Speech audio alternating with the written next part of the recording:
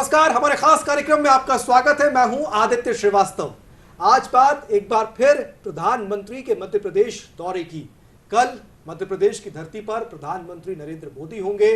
दो महत्वपूर्ण कार्यक्रमों में प्रधानमंत्री शिरकत करने वाले हैं। जनजातीय गौरव महासम्मेलन जो भोपाल के जम्बूरी मैदान में होने वाला है, पूरे प्रदेश भर से लाखों जनजातीय समाज समुदाय के लोग जो हैं वो इस कार्यक्रम में शिरकत करने वाले हैं। प्रधानमंत्री इस कार्यक्रम में मुख्य अतिथि होंगे, मध्य प्रदेश के मुख्यमंत्री होंगे, तमाम केंद्रीय मंत्री होंगे और प्रदेश की एक बड़ा वर्ग होगा जो न सिर्फ जम्बूरी मैदान में मौजूद होगा बल्कि पूरे मध्य प्रदेश के अलग अलग कोनों से इस कार्यक्रम को देख रहा होगा, अलग अलग पंचायतों से इस कार्यक्रम को देख रहा होगा। इसके अलावा देश भर में भी इस कार्यक्रम को आदिवासी समाज के लिहाज से अगर देखा जाए तो बहुत महत्वपूर्ण माना जा रहा है।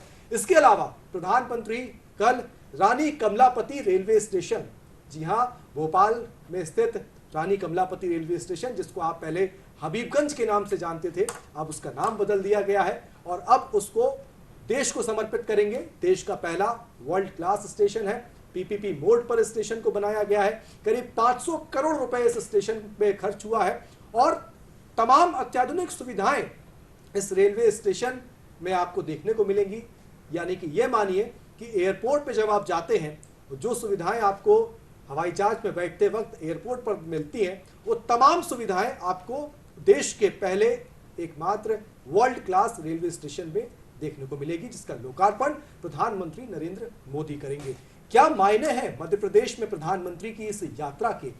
कैसे जनजातियों के गौरव की अगर बात की जाए तो उसमें इस कार्यक्रम में मील का पत्थर साबित हो सकता है ये कार्यक्रम, और क्या वो तमाम बातें हैं, क्या वो तमाम घोषणाएं हैं जो इस मंच से हो सकती हैं?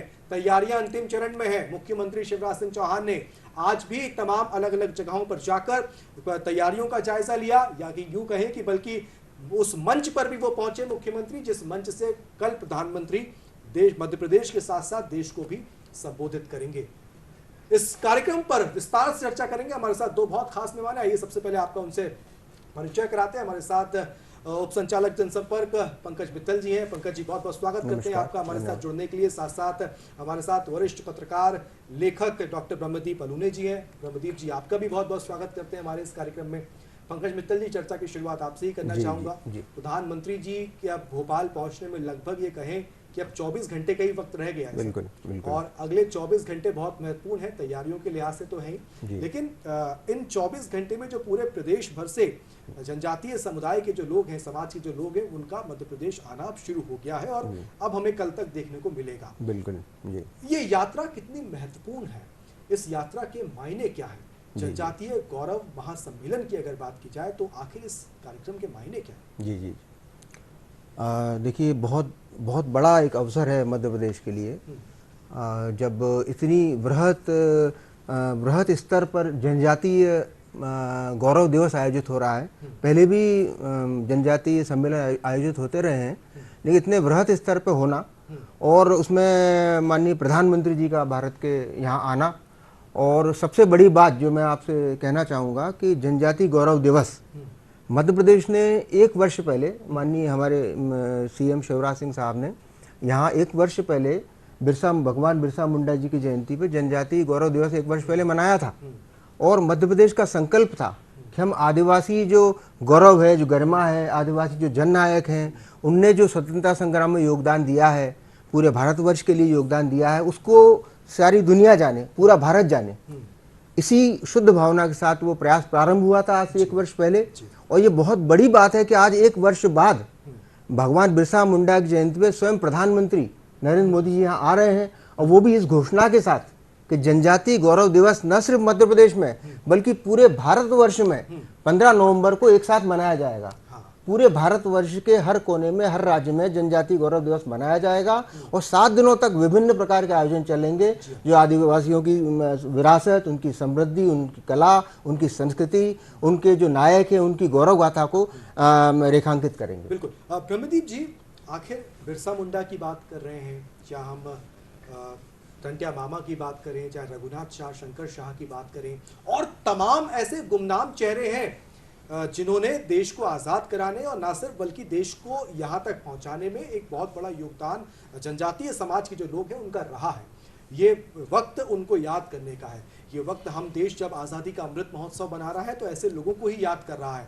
और उस वक्त जब आदिवासी समुदाय से आने वाले इन लोगों के योगदान को जब हम पढ़ते हैं, सुनते हैं, देखते हैं तो वाकई गर्व महसूस होता है। क्या ज़रूरत थी आपको लगता है याद करने की, इनके बारे में अगली पीढ़ी तक संदेश पहुंचाने की? देखिए, निश्चित ही ये बहुत महान पल है। और मुझे याद है जहाँ तक 2016 में प्रधानमंत्री मोदी जी ने एक बात कही थी कि जो जनजाति हमारे गौरव हैं, जिन्होंने जनजातीय इलाकों में काम किया है, जो हमारे हीरोज़ हैं, उनको हम याद करेंगे और उनकी याद में देश के विभिन्न इलाकों में बड़े केंद्र भी स्थापित किए जाएंगे जिससे लोग उनको सीख सके। यहाँ पर हमें एक बात का ध्यान होना चाहिए कि जब ब्रिटिश साम्राज्य भारत में आया तो उन्होंने चुन चुन कर जो शहरी इलाके थे या जहाँ पर आबादी वाले इलाके थे उनको निशाना बनाया और उनको अपने कब्जे में कर लिया। वो एक ऐसा दौर था जहाँ पर हमारे स्वतंत्रता सेनानी को शहरों से गाँव की ओर जाना था, जंगलों की ओर जाना था, क्योंकि उन्हें न केवल ब्रिटिश साम्राज्य का सामना करना था लेकिन सुरक्षित भी रहना था। यह वह समय था जहाँ पर टंटिया भील जैसे लोग, बिरसा मुंडा ऐसे लोग थे जिन्होंने न केवल सुरक्षित रास्ते उपलब्ध कराए लेकिन तमाम खतरों के बावजूद उन स्वतंत्रता सेनानियों की सुरक्षा की। और उसी का प्रतिफल हुआ कि हमारा जो देश है वो ब्रिटिश साम्राज्य से मुक्त हो पाया। इसी कारण जो हमारे अनाम हीरो हैं, जो आदिवासी इलाकों में जनजातीय समाज के जो लोग हैं, उनका जो अविस्मरणीय योगदान है उसे याद किया जा रहा है और ये बहुत निसंदेह बहुत ही शानदार पहल है। बिल्कुल। पंकज मित्तल जी, कल के मंच से केवल आदिवासियों के गौरव की बात नहीं होगी जी, बल्कि उस मंच से तमाम कुछ योजनाओं की भी बात की जाए तो वो भी उसके इतलाफ बांटे जाएंगे, शुरुआत की जाएगी। सिकल सेल उन्मूलन मिशन की शुरुआत होगी। सर, ये बहुत महत्वपूर्ण चीज है जो खासकर आदिवासी इलाकों में बहुत ज्यादा पाई जाती है। इसके अलावा राशन आपके द्वार योजना, अंत्योदय की बात जब भारतीय जनता पार्टी की सरकार, अगर ये कहें कि केंद्र की सरकार करती है तो वो अंत्योदय की बात करती है और उसमें राशन आपके द्वार योजना एक बहुत बड़ा फैक्टर निकलकर सामने आया है। उसकी शुरुआत मध्य प्रदेश से होगी। कितना लाभ इसका होगा खासकर आदिवासी समुदाय को, खासकर जो मध्य प्रदेश की एक बड़ी आबादी जो आदिवासी क्षेत्रों में निवास करती है उसको? जी जी जी बिल्कुल। जैसा आप जानते हैं कि लगभग मध्य प्रदेश की आबादी में 21% आदिवासी हैं, यानी आप माने तो हर 5 व्यक्ति में 1 व्यक्ति जनजाति समाज का है। तो ये बड़ी बात है और इतने बड़े वर्ग को उनके सम्मान की रक्षा करना, उनके कल्याण की योजनाएं बनाना बहुत ही महत्वपूर्ण बात है। और 15 जनवरी इस महीने भी अत्यंत महत्वपूर्ण है कि इस दिन बड़ी संख्या में योजनाओं की घोषणा होने वाली है जो आदिवासी कल्याण की रहेंगी और आदिवासी समाज को मुख्य धारा में तो लाएंगी ही। उनके विकास, उनकी उन्नति, वो उनकी विरासत के संरक्षण के लिए बहुत ही कारगर सिद्ध होंगी। देखिए, महत्वपूर्ण योजनाओं में एक तो आपका राशन आपके ग्राम योजना चलाई जा रही है। जैसा कि आजकल लोगों को राशन लेने दूर जाना पड़ता है, मध्य प्रदेश सरकार 1 रुपये गेहूँ, 1 रुपये चावल प्रदान कर रही है।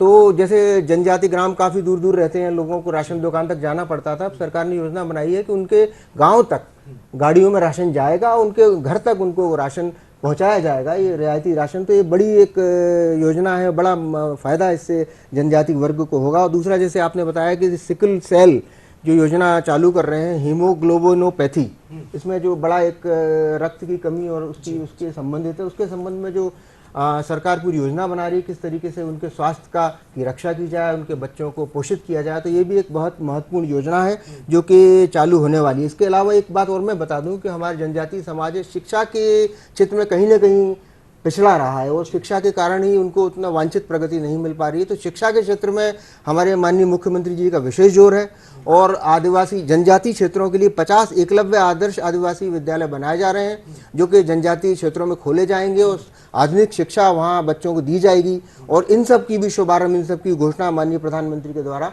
15 जनवरी गौरव दिवस के दिन की जाने वाली, 15 नवंबर को की जाने वाली है। ब्रह्मदीप जी, लेकिन आपको लग रहा है कि ये कार्यक्रम एक बड़ा अलग टाइप का नजर आ रहा है? आदिवासी समुदाय को पिछले कई दिनों से हम देख रहे हैं कि बड़ा एक पर्सनल टच कहीं ना कहीं मुख्यमंत्री का देखने को मिल रहा है।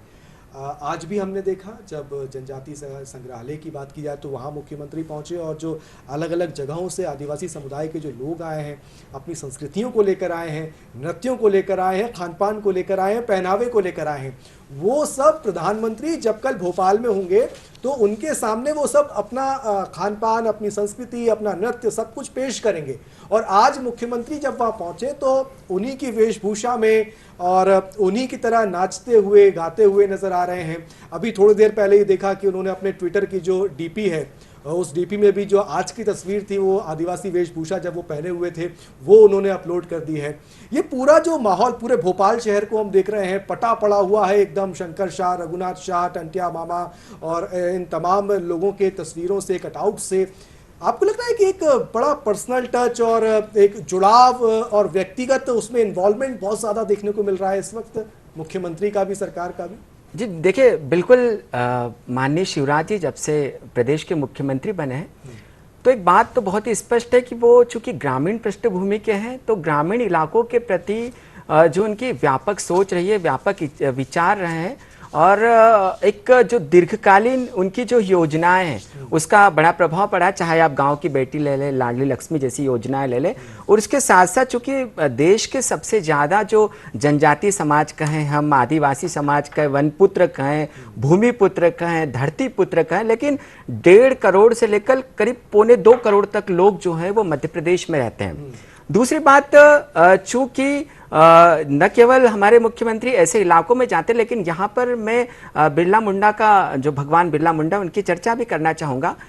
चूंकि ये जो पूरा जनजातीय समाज को लेकर और गौरवशाली जो दिवस मनाया जा रहा है, तो देखिए बिरला मुंडा की जो आवाज़ थी वो जल, जंगल और जमीन को लेकर थी। जी हाँ। पहली बार इस देश में एक ऐसी आवाज उठी थी जहां पर यह बताया गया था कि जो जंगल है वो कितने महत्वपूर्ण हो सकते हैं किसी देश के लिए। और ये जब जंगल से यह आवाज उठी तो जंगल न केवल सुरक्षित होना चाहिए लेकिन वह पर्यावरण की दृष्टि से और पर्यावरण की दृष्टि के साथ साथ हमारी अर्थव्यवस्था को लेकर कितने महत्वपूर्ण है, इसकी आवाज भी बिरसा मुंडा ने उठाई। और इसी का परिणाम हमने 1930 में जब पूरे देश में महात्मा गांधी का जो आंदोलन चल रहा था, उस समय जंगल सत्याग्रह बैतूल के इलाके में चल रहा था। तो वास्तव में जो जनजातीय संस्कृति है वो मध्य प्रदेश में बहुत ही फलीभूत हुई है और मध्य प्रदेश जो है वो एक आदर्श प्रदेश है कि कैसे जनजातीय हितों के लिए बेहतर तरीके से काम किया जा रहा है। और निसंदेह माननीय शिवराज जी उस दिशा में बहुत ही अच्छा कार्य कर रहे हैं। पंकज जी, शहर तो हमने देख लिया है सर, पूरा शहर पटा हुआ है और आदिवासी रंग में, जनजातीय रंग में रंगा हुआ है। जी। और कल जब प्रधानमंत्री होंगे क्या तस्वीर होगी, क्योंकि आप तो सरकार का हिस्सा हैं और आप जानते हैं सारी तैयारियां और कितने लोग लगभग इस कार्यक्रम में शामिल होने की तैयारी राज्य सरकार ने की है, कितने लोग हो सकते हैं और उनके आने की, उनके जाने की व्यवस्था, उनके खाने की व्यवस्था, उसके अलावा क्या क्या संस्कृतियां कहाँ देखने को मिलेंगी, जो पंडाल होगा, पंडाल की रूपरेखा क्या होगी, पंडाल में क्या क्या चीजें लोगों को मिलेंगी। ये दरअसल सर मैं इसलिए भी आपसे पूछ रहा हूँ कि जो लोग पंडाल के अंदर नहीं पहुंच पाएंगे वो लोग जो घर पे बैठकर हमारे टेलीविजन के जरिए प्रधानमंत्री को सुनेंगे, उन तक वो तस्वीर आपकी जुबानी पहुंचे कि क्या क्या उस पंडाल, भव्य पंडाल के बीच में उनको देखने को मिलेगी और भोपाल शहर जो होगा वो किस तरीके से कल प्रधानमंत्री के स्वागत करने के लिए तैयार है। जी, देखिए बहुत बड़ा उत्सव है, बहुत बड़ा पर्व है, एक राष्ट्रीय पर्व की भांति है ये और बड़ा विचित्र, बड़ा एक अनोखा आपको दृश्य देखने को मिलेगा। बहुत भव्य पंडाल है और बड़ा उत्साह है जनजातीय वर्ग के लोगों में यहाँ आने में और आम जनता भी बड़ी, आम दूसरे वर्ग समुदाय के लोग भी बड़ी संख्या में आने वाले हैं। स्वयं माननीय मुख्यमंत्री जी ने सबको आने का आमंत्रण दिया है कि आइए, चलो भोपाल का नारा, चलो भोपाल का नारा दिया है, सबको आमंत्रित किया है कि आप इसमें आएँ। और जिस तरह से आमंत्रित मेहमान की खातिर तवज्जो की जाती है उसकी तैयारियों में पूरा शासन लगा हुआ है कि किसी को रंच मात्र की भी परेशानी ना आए। मध्य प्रदेश के कोने कोने से लगभग ये मान के आप चलिए 46 जनजातियां, हमारे यहाँ मुख्य करीब 46 जनजातियों के लोग यहाँ आएंगे और कम से कम उनके 700 से अधिक कलाकार, 46 जनजातियों के 700 से अधिक कलाकार विविध मंच पर रंग बिरंगे कार्यक्रम प्रस्तुत करेंगे, देशभक्ति के कार्यक्रम प्रस्तुत करेंगे। बड़ा ही भव्य नज़ारा, बड़ा ही दिव्य नज़ारा वहाँ होगा। और स्वयं प्रधानमंत्री श्री नरेंद्र मोदी जी, संख्या कितनी हो यहाँ पे संख्या लाखों की संख्या में वैसे है, 2 से 3 लाख 4 लाख तक संख्या जहाँ तक अनुमान है, इतनी उम्मीद है, इतने लोग वहाँ आएंगे और उनकी हर तरीके की व्यवस्था जल भोजन से लेके पानी से लेके और उनके बैठने की हर व्यवस्था बड़ी अच्छी तरीके से वहाँ पे की गई है। जी। अब ब्रह्मदीप जी, एक और कार्यक्रम जनजातीय गौरव महासम्मेलन के बाद प्रधानमंत्री वर्ल्ड क्लास स्टेशन, जो देश का वर्ल्ड क्लास स्टेशन है, जिसका नाम अब नया नाम जिसे कहें कि रानी कमलापति रेलवे स्टेशन हो चुका है, उसकी अगर बात की जाए तो वहाँ पहुँचेंगे और वहाँ पे करीब आधे घंटे से 45 मिनट का समय प्रधानमंत्री वहाँ गुजारेंगे और जो सुविधाएं उस स्टेशन में दी गई हैं वर्ल्ड क्लास होने के नाते, उन सुविधाओं को, उन व्यवस्थाओं को वो देखेंगे। आपको याद होगा कुछ साल पहले की बात है जब बजट घोषित हुआ था और उस बजट के दौरान ही इस वर्ल्ड क्लास स्टेशन की घोषणा की गई थी और कहा गया था कि भोपाल का जो ये स्टेशन है, हबीबगंज उस वक्त नाम था, कल तक नाम था हबीबगंज, अब उसका नाम रानी कमलापति हो चुका है, इसको वर्ल्ड क्लास बनाया जाएगा। ये देश में ये कहें कि पायलट प्रोजेक्ट के तहत सबसे पहले अब भोपाल में ये बन के तैयार हो चुका है और अब सरकार इसको तमाम अलग अलग स्टेशंस पर जो है इस तरीके के वर्ल्ड क्लास स्टेशन पर काम करेगी। ये देश के विकास के लिए, देश में रेलवे के इंफ्रास्ट्रक्चर के विकास के लिहाज से, रेल सुविधाओं के विस्तार के लिहाज से कितना महत्वपूर्ण दिन होगा कल का अगर बात की जाए तो? देखिए, सबसे पहले तो हमारे लिए, हम सब के लिए गौरव की बात है कि चूँकि भोपाल से इसका आगाज़ हो रहा है, पीपीपी मोड पर जो काम शुरू किया है सरकार ने, निसंदेह बहुत ही प्रशंसनीय, क्योंकि हम सब की ये भावना होगी कि उस सब में हम, ये जो विकास हो रहा है इस सब में आम आदमी का योगदान है, हम सब का योगदान है। जाहिर सी बात है उसको हम सुरक्षित रख पाएंगे, लेकिन उसके साथ साथ एक और महत्वपूर्ण बात है कि जो महारानी साम्राज्ञी या जो गौड़ महारानी रानी कमलापति का ताल्लुक है जहाँ तक, तो कुछ शताब्दियों पहले भोपाल पर गोंड साम्राज्य का राज था। ये जो इलाका है उसी के अंतर्गत कहा जाता है और बड़ी बात है कि आज़ादी के हम 8वें दशक में चल रहे हैं और अब गोंड साम्राज्य को याद किया गया है। वो गोंड साम्राज्य जिनके बलिदान से हमारा इतिहास लिखा गया है, बड़ी अमिट गाथा है। तो ये जो शुरुआत हुई है न केवल भोपाल से, लेकिन यदि हमारे ऐसे जो हीरोज़ हैं उनको याद कर कर विकास किया जाएगा और पूरे देश में जो विकास किया जाएगा, तो न केवल पब्लिक जो है उसमें भागीदार बनेगी, लेकिन उसके साथ साथ लोग जो अनाम हीरोज़ हैं उनके बारे में भी जाना जाएगा और यहाँ से जो विकास की प्रक्रिया शुरू होगी। देखिए, दो चीज़ें, एक सरकारी विकास होता है और एक जन भागीदारी से विकास होता है। तो जब सरकारी विकास होता है तो उसके प्रति आम जनता की जो भावना है, हम कई दशकों से देख रहे हैं कि सरकारी विकास के प्रति आम जनता या तो तटस्थ होती है या वो सरकार की संपत्ति मानी जाती है, लेकिन आम जनता की जब भागीदारी होती है तो जनता को लगता है कि हाँ, ये हमारी संपत्ति है, इसमें हमारा योगदान है। जन भागीदारी से विकास का एक मॉडल है रानी कमलापति रेलवे स्टेशन, ये मान सकते हैं हम। लेकिन पंकज जी, कल जब प्रधानमंत्री रानी कमलापति रेलवे स्टेशन पे होंगे तो निरीक्षण तो वो करेंगे ही। क्या इस दौरान वो कुछ रेलवे के अधिकारियों से भी चर्चा करेंगे? क्या कार्यक्रम रेलवे स्टेशन पर हम देख सकते हैं कल हो सकता है? जी, देखिए, सर्वप्रथम तो रानी कमलापति, जो जैसा कि आप जानते हैं इसका रेलवे स्टेशन का नाम हो रहा है, ये भी बड़ी गौरव की बात है कि एक जनजातीय महापुरुष के नाम पर एक इतने बड़े वर्ल्ड क्लास सुसज्जित रेलवे स्टेशन का लोकार्पण माननीय प्रधानमंत्री द्वारा किया जा रहा है। ये अपने आप में गौरव की बात है।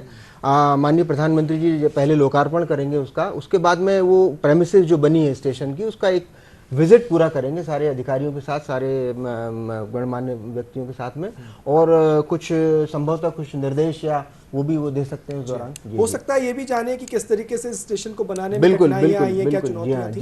जन भागीदारी से किस तरीके से इसको बनाया जाए, इतना सुंदर बनाया गया है। निश्चित रूप में एक अनूठा उदाहरण है ये पीपीपी मॉडल का। ब्रह्मदीप जी, मध्य प्रदेश कई योजनाओं का, कई प्रोजेक्ट का केंद्र सरकार का लॉन्चिंग पैड रहा है। कई योजनाएं प्रधानमंत्री ने मध्य प्रदेश की धरती से लॉन्च की हैं, हमने देखा है 2014 के बाद से अब तक। और कल वर्ल्ड क्लास रेलवे स्टेशन का लोकार्पण प्रधानमंत्री करने वाले हैं।